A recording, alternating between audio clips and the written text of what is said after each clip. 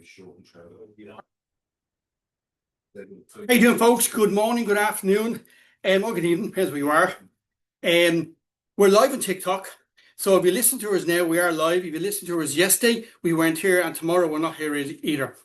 I'm talking today to Brent Pope, and before we talk to Brent, we're doing this live as usual from 46 Menswear on Dawson Street, which are our sponsors and have been for the last 2 months, which is fantastic.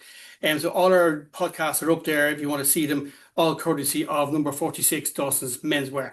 Brent, thanks so much for joining Thanks me. very much. Yeah, very unusual. We listen to the guys selling suits and trousers, and I know Richie, so it's okay. Yeah. And just to explain to people, the shop is still working as we're in. We're actually in the shop as it opens, so there's still people coming in trying menswear, trying wedding suits. I got my own suit here a while ago for my daughter's wedding. People trying things on. Brent was looking for jeans, so people are still shopping. Of course, I have my own shirt brand, so I think Richie stopped them for a while. So he did. That's why I know all about. I was 20 years in the retail trade. In the fashion trade. Yeah. Very difficult. Now, to kick off, we always ask an opening question. Yeah. What was your first summer job? What was my first summer job? Well, I always work because we come from a farming background, so most of my summers were working in farms somewhere, maybe hay carting. Right. Following when they bale the hay. Throw it It was a tough job, actually, but we're just talking about it the other day. Tough job. I remember my worst summer job. Worst summer job was working at the abattoirs, or the freezing works as they call it in New Zealand, and I stood on a chain. Obviously the dead sheep were coming up the chain, and I had to trim the eyebrows off the wall. Wow. God, I mean, it was just laborious, and you stand in one spot for 6-7 hours in these big heavy gumboots. And as the sheep coming along, I remember that summer well, because you're inside and everybody was outside playing sport and stuff like that. What was the smell like?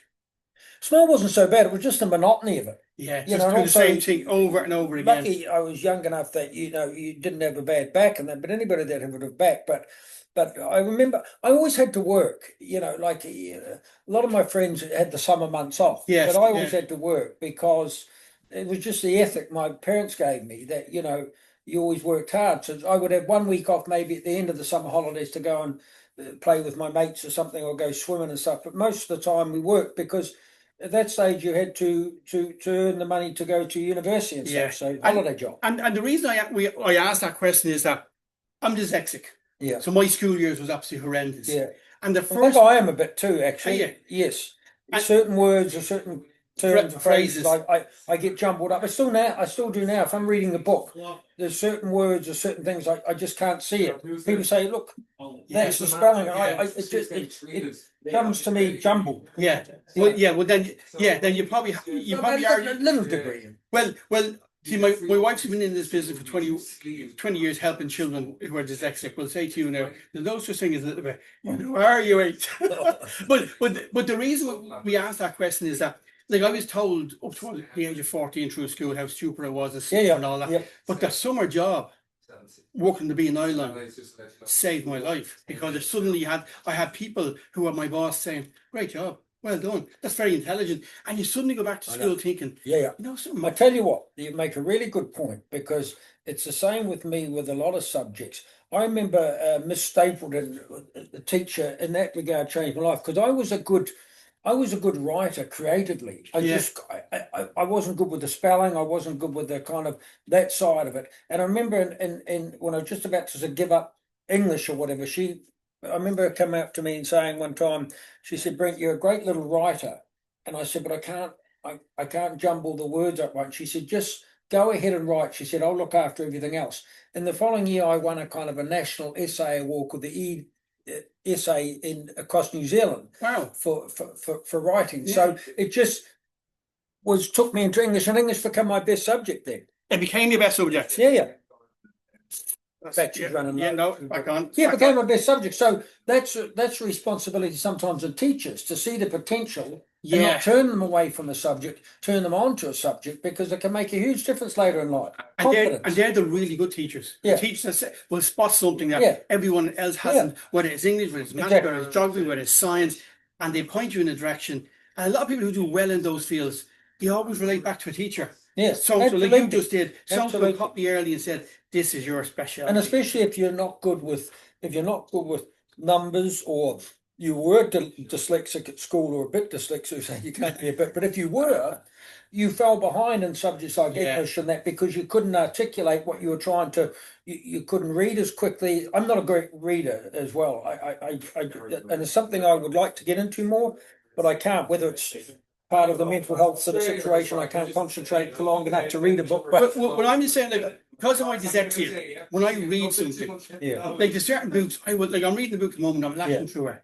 Another book. Hey guys, good luck with the wedding. And that was customers just going. Yeah. Another book I was reading recently, I got as far as page 3. Yeah. And I kept falling asleep. Yeah. Because it was my head, the concentration was exhausting me. Yeah. And I write kids' books now for kids who are dyslexic. And the idea is not many words on the page, and the books are skinny. But yeah, like some books, like I would read, like it'll take me months. And my wife, who loves reading, will come along. You finish that because she wants it. No, but I'd be asleep on the couch after 10 minutes. No, I'm a bit same, to be honest. And and also the fact is my attention span isn't long enough unless I'm right into it. But like you, I've written a number of children's books. You have, yeah. But before it was kind of trendy to do so. But no, I understand that, and I mean that's the value, and that's why people get into education as well. That people should get into education. Yeah. They can recognise something in a student and say, "Hey, okay, be a bit more patient with them." And see the good side of things, rather than tell them what they can do, rather than tell them what they can't do. Because our schooling years, it was very much, if they fell behind, you stayed behind. Yeah, there was no catching up. No, there was no catching up. Lost. And if you didn't like a subject, or you weren't good at a subject, you tended to not go for that subject. In the future, you tended to say, okay, I'm not good at maths or something. When in fact, you might have been good with numbers, Yeah. Well, that's the one thing that, like, I was always, numbers was my forte. Yeah. And even now. Yeah.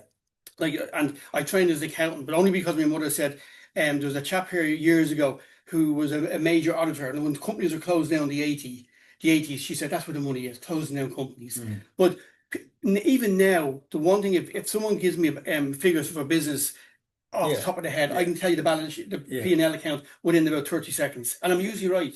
But that's pretty common. Yeah, that's pretty common through school years, and it's also pretty common in life.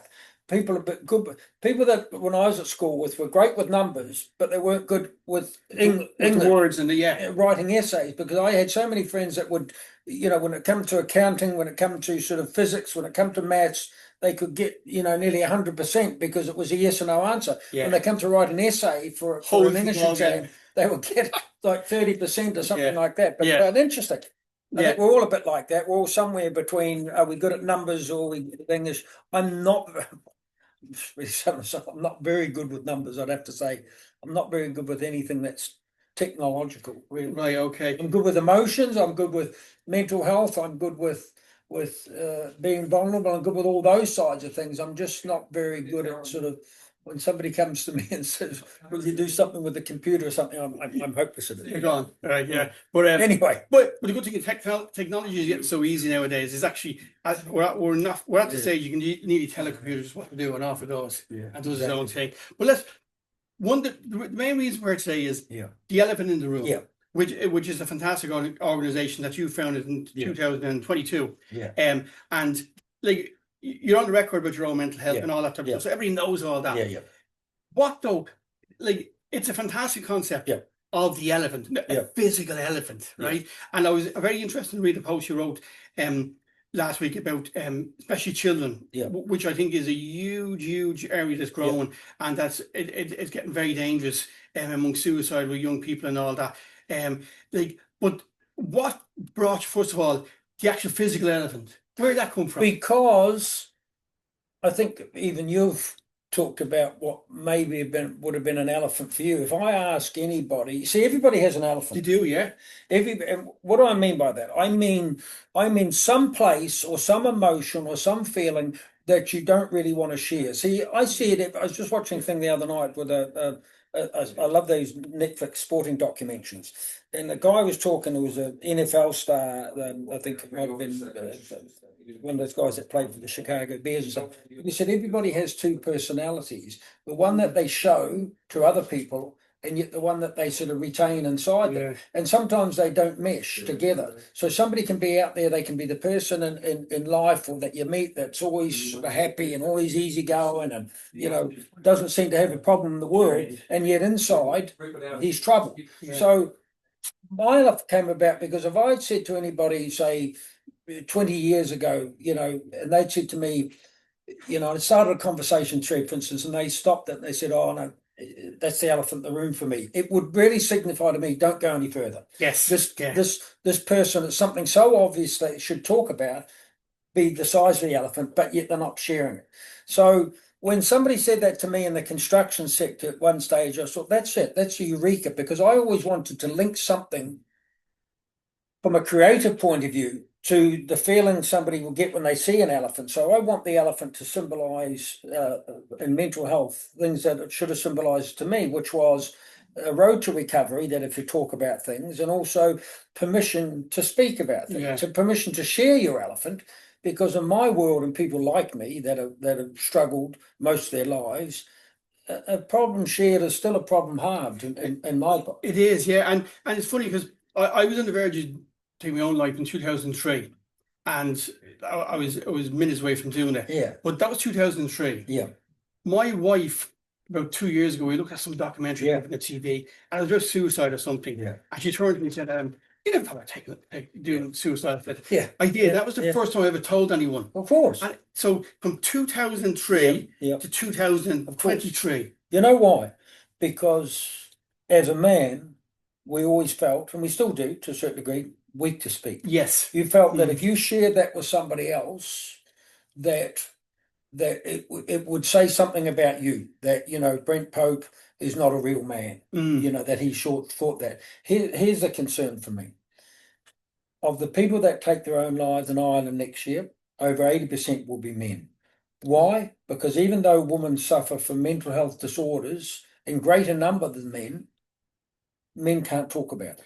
That's the one difference. Women form groups. And it's in our DNA, actually. It's in our DNA, because going back to when men were cavemen. They used spirit. They went after the animals. They went after the animals. Yeah. So if another man came into the tribe or into the cave, they saw it as a threat. We still do. Yeah. If I'm sitting down to you, now you understand because you've been there like me. Yeah. But if I was talking to a randomer in the pub, talk about everything else but your mental health. Talk about the rugby or the football, talk about drinking, talk about all these other things like that. But when somebody turns to you and says, "Hey, you know, how's your relationship, or how's your marriage, or how's you lost your job? Get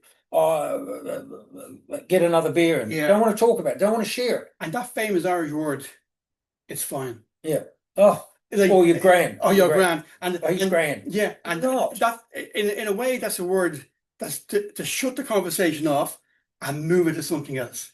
Well, I was dealing with a mate a few years ago that went through a kind of a marriage relationship. He couldn't talk about it. He couldn't talk about it for ages, and yet he was miserable. You know, and like, people need to learn that, you know, if you're more vulnerable with yourself, then you welcome back actually vulnerability from somebody else. You don't welcome back judgment. People think you welcome back judgments. So I'm asking people that just try, if you have difficulty, try being a bit more vulnerable with your own feelings to someone else, and just watch the kind of the flower unfold. Because that person by and large will come back to you and say, "Hey, I went through the same thing as you did last year," or "I'm going through the same thing now." And there's beauty and there's comfort in numbers. Knowing God, I wished I'd, probably like you, I wish I'd known that other people were going through what I was going through. I wished I had it. I wish that players didn't take 20 years or 30 years to come back to me and saying, "Brent, you know, you could have talked to me at that stage because I was going through the same thing about performance anxiety or depression or something like that." So we need to share, we need to start sharing it, because here's the thing. Talking about suicide is not the trigger. It's not talking about it that is the trigger. Yeah, completely agree. Yeah. And people think the more you mention it, exactly. And we'll go back to schools in a minute. People into their mind. I remember, like, my episode happened because it was a bad time going through a company I had to close down. Yeah. I met a chap who was a competitor of mine. Yeah. About 2 years later. Yeah. Who had to close down his business because I lost 20 million. Yeah. And as I sat there having a cup of coffee with him, because I rang him to see was he okay, and I had a cup of coffee, and I do that with a few people. I told him what happened to me, and he said, Yeah, "Mark, that was me 2 weeks ago." there you go. And he said, There you go. I was going to do the same thing. I know. And he said, like I said, well, like my mortgage is paid, Yeah. would be paid for, my life insurance would Yeah. be paid for, Yeah. all my kids would be sorted Yeah. because the life insurance Yeah. covered all. He said, Yeah, I know. that was me. That's how And he easy. came very close to doing it as well. And that's how scary, and as I was just talking today to a number of people, it's that very thing I was talking about. What scares people the most is misunderstanding. Yeah. They're scared of the iceberg under the water, because I could be sitting here talking to you about an illness, a physical illness, or a physical disability, and that's awful. I know that. But what they don't get about mental health, the dangerous part of mental health, is the parts that we don't understand, and we will never understand. No, We no. will never understand the power of the mind. We understand that the power of mind can take you to positive places in your Yeah. life. Yeah. Surely we must understand that mental health can also take you to negative places Yeah. in your life. All I'm telling people out there, as much as I can through the Elephant in the Room movement, which has now gone global, is that cop on. At some stage, you're going to have your toolbox ready to go. That's all I want for people. So to know that if they have a protracted period of mental health negativity, whatever it is, and your elephant, by the way, just isn't the big three, as I call it, in mental health, which is, as you know, anxiety, depression, suicidal thoughts. No, negative mental health energy, as I call it, is anything that is impacting your life, hindering your life in a negative way. Could it be weight issues? Could it be gender issues? Could it be loneliness? Could it be all these things? Could it be body issues? You know, you can be a bodybuilder and have a fabulous body, yet still be negatively impacted. Yeah, still think negatively. you don't look well. So I'm asking people to tie the thread between placing as much of a priority on your mental health as you do your physical health. We all know, if I told you today, look, we need to lose a few pounds, you need to get fitter for your heart, and all, we all know that. We all know that from a young age. Nutrition, eating right, getting enough hydration, getting enough sleep. Bang, bang, tick, tick, tick, tick. What we don't know about is how do we look after our mental health? Let's be proactive rather than reactive. And the problem with young people, it's become very reactive. And, you know, it's an epidemic. It is, young people are going through. And like, I'm talking about young people now, because like reading about where you're putting them into schools and all, the elephant into schools, which is fantastic. And but and going back to what you earlier said, there is still an awful lot. Like, well, do you think there's still an awful lot of parents who don't want to mention the word suicide or talk about it in case they bring it to the kids' idea, rather than like you'll tackle other stuff like sexual health and all that sort of. You tackle that head on. You tackle because the stuff. It's like what is said to me in the corporate world. Don't want to open Pandora's box. Here's the kicker for me. Here's the kicker for me. And I'm talking to businesses now, talking to anybody that would listen. We know for a fact that the biggest cost in education and business and these sorts of things is in absenteeism from the workplace or from school, or these sorts of absenteeism, lack of productivity while you're in school, university, in a job place, and also then the third one is training up personnel or staff or whatever, and then them going to another job, another country. They're the three biggest costs. The biggest reasons for those costs, 1 and 2, the depression, anxiety, 1 and 2, and yet the lowest spend every year is in mental health. But doesn't make sense, does it? But like, do you think an awful lot of companies still don't give any weight to someone ringing up and saying, "I'm depressed at the moment. You mind if I take a few days off?" Of course they don't. Because there was a chap I talked to a while ago, and they had a great thing in their company. I forget what you had three cards, like a card, and you could just ring up or text in and say, "I'm using one of my cards today." No reason why you take the day off. No, good idea. It's a fantastic idea. Good idea. So you did, because you didn't have to make it. You didn't have to say, "Look, I tweaked my back when I'm playing golf." When it was a mental health thing, you say nothing. We should be able to go to HR or to management or to upper management or to colleagues and say, "Hey, I'm not feeling good. Something has happened at home with my kids. Something has happened in a relationship. Something like that. I need a couple of days." For that person to say, "I'm with you. We support you. We want the old person back. We want the old Brent back," or something. You know, take as much time as you want. How can we help? Those are the sorts of discussion we have. I'm sick of hearing people saying, "Oh, well, more people talking about mental health now than ever before." The question should be asked: who are they talking to, and what are they talking about, and what's the action taken? Because there is a lot of talk, like exactly. Where are all the HR people getting trained at? If I knock on the door and say, yeah, as you said, my anxiety is through the roof. Something really bad happening. A day will actually say, right, Mark, here's 2 or 3 names maybe someone should talk to.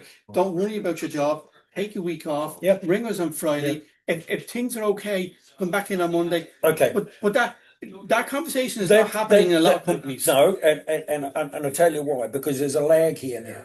I just met parents last week, and here's the lag. The lag is in between the talking and getting someone appropriate to see.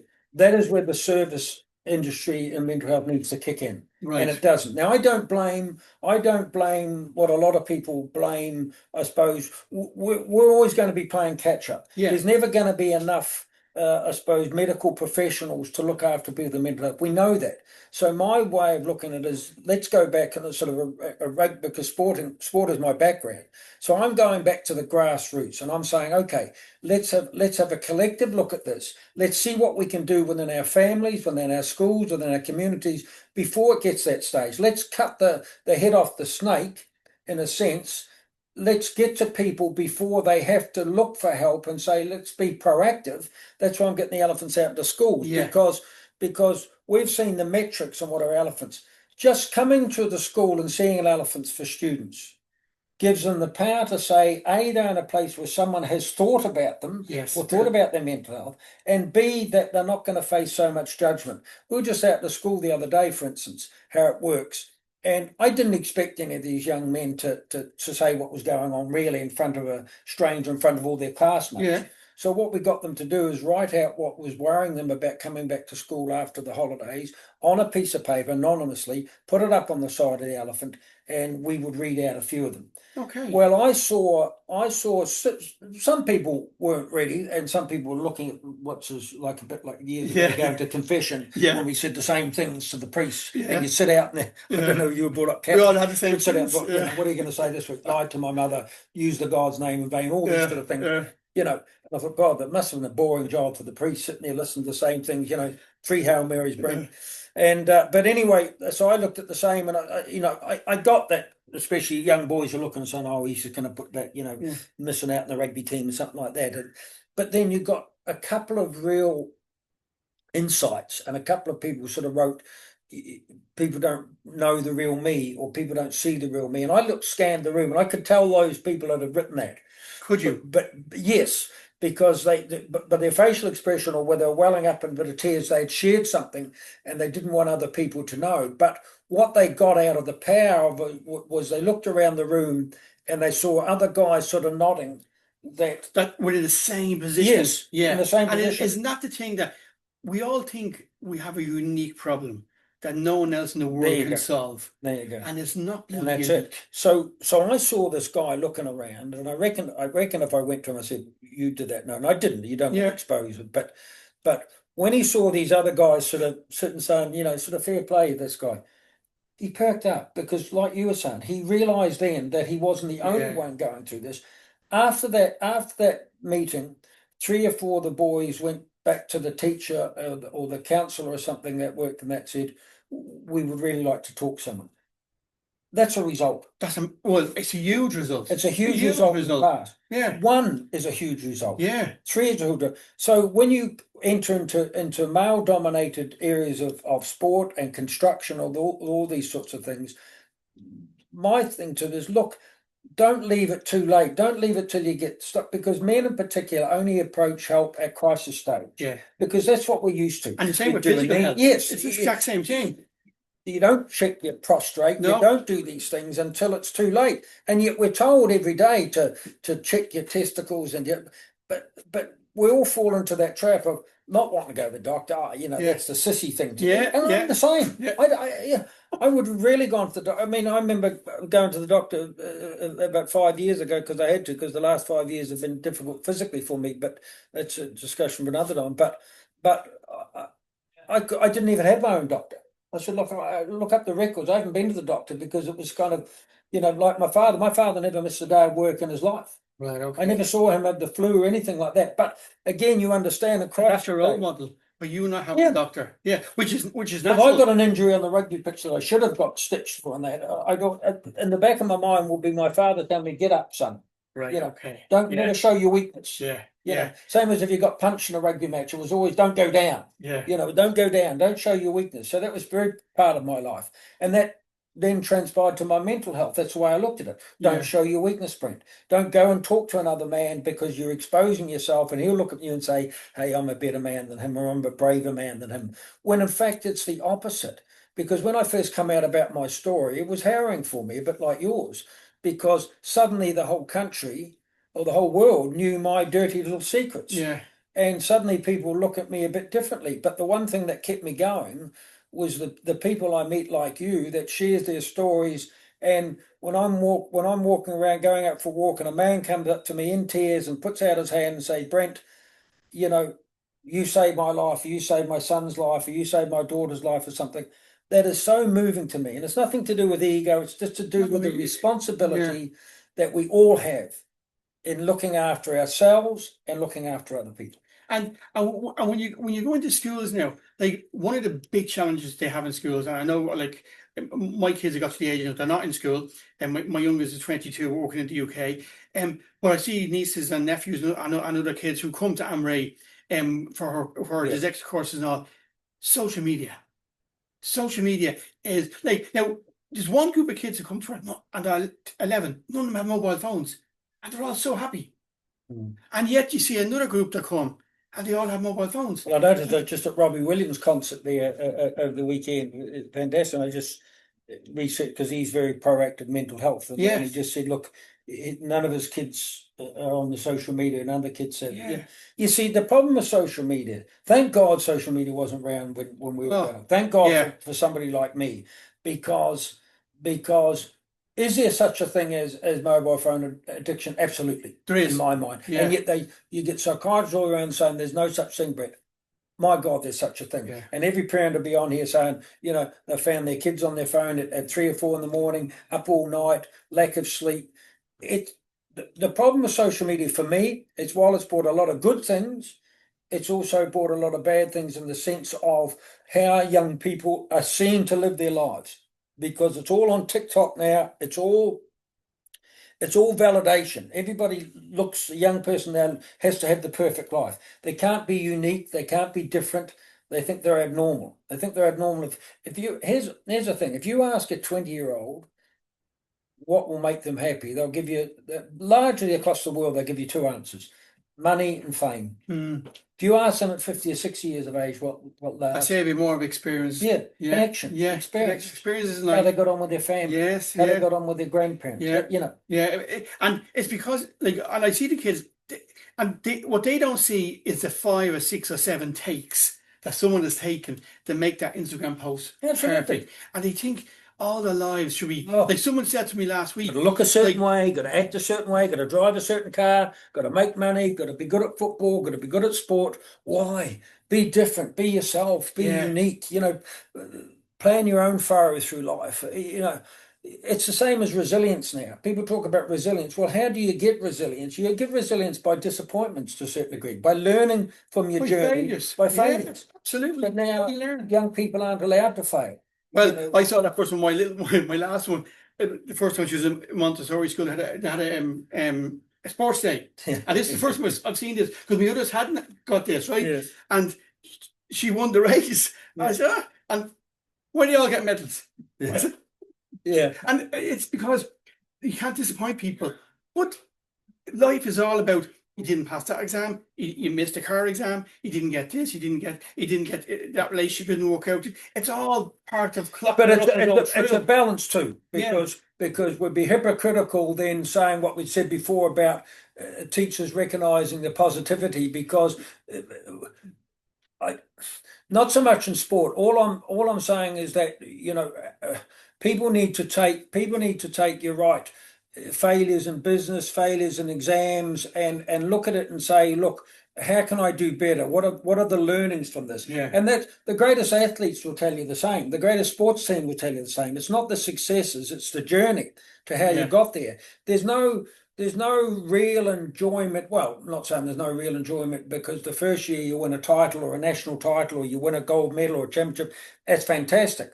The longer that keeps occurring, the euphoria is less. The euphoria comes from the journey through hardships to get there. People often talk about the greatest year, even though they might have won sort of 5 or 6 Super Bowls, or there's always one that's more important. Why? Because it's usually they've had to go through an injury, they've usually had to go through the team not starting the season well. Yeah, and it's taught them a lesson that it could have gone easy the other way. Yeah, it could have gone Could have the gone easy easy way, the and other way. it was inches Yeah, between the miss of a kick, winning a Grand Slam, or going wide, and the disappointment of that, and the hurt over that, to the elation and the euphoria.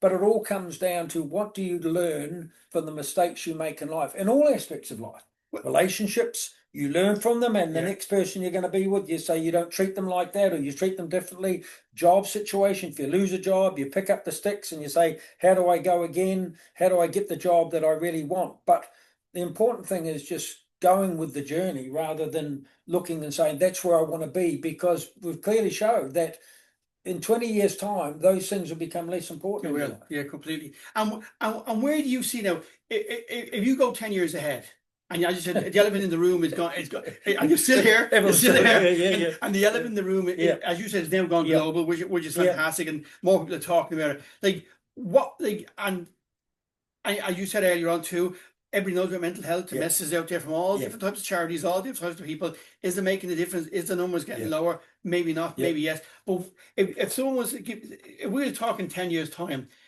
what is the one or two things you would say that you have measured that you're so happy with? This is mental. I mean this. I have my own regrets over my rugby career. That I'll carry to the grave. My own regrets of, making decisions or being injured at the wrong time. Nothing to do with lack of talent, but I left that all behind a few years ago. The kind of I've never been an egotistical person. My parents gave me a good imprint into their lives. They were both wonderful. Well, my mother's still alive, but my father and my mother are kind people. Mm. And they always said the most important thing you can do in your life, Brent, is be kind. And I didn't get that not that I was ever selfish in where I wanted to get to.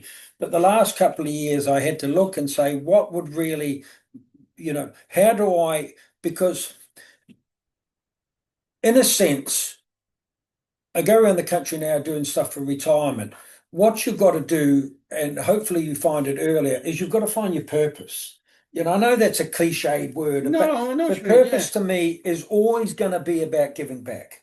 And the number of wealthy people that I've talked to have built businesses, lost businesses, multimillionaires, billionaires, they'll always come back to the same thing. They'll always come back and say, money can't buy you time. Money can't buy you extra time with loved ones.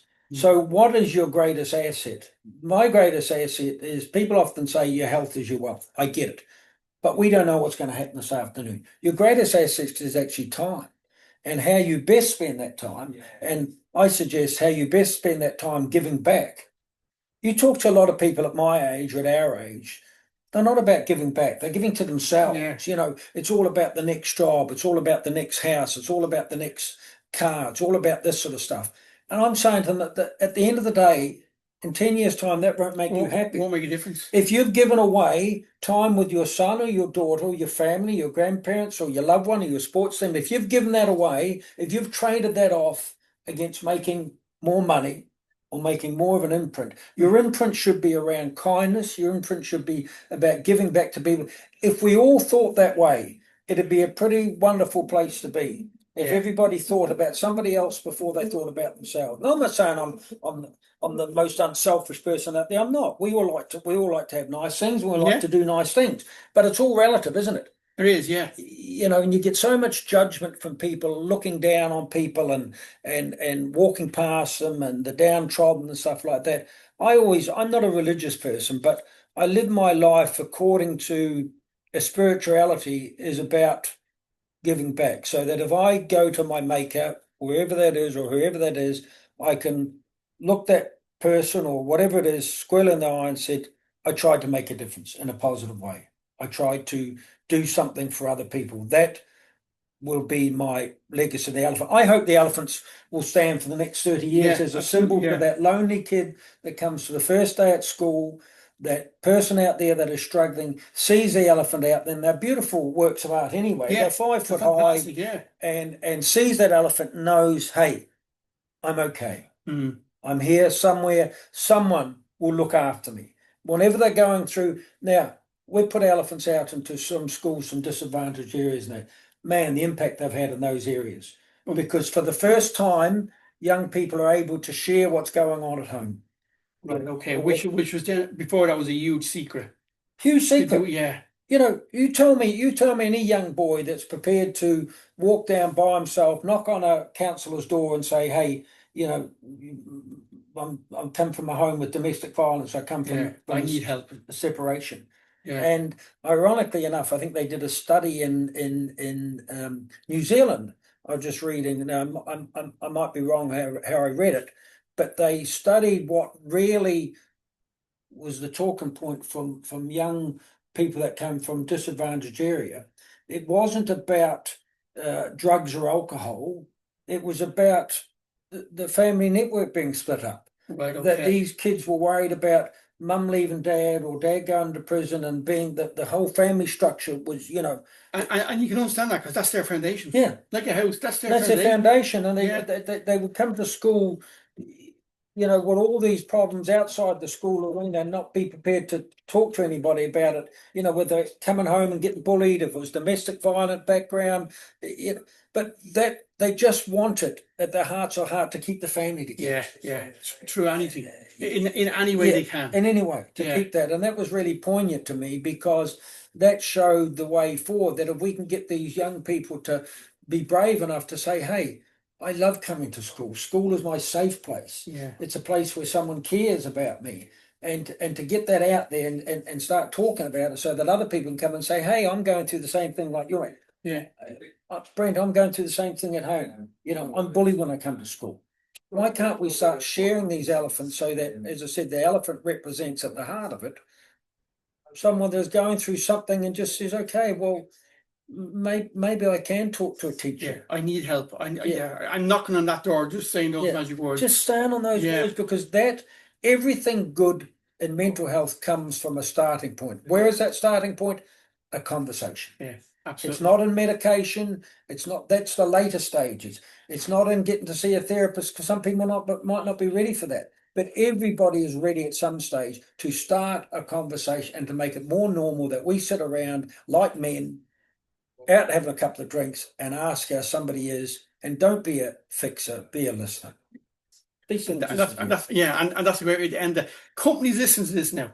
How can companies or people get involved to help you push the message? And we know it's gone global, but to help you get more out there. What happens is companies come on to us. We've moved 120 elephants in Ireland, which is fantastic, into multinationals.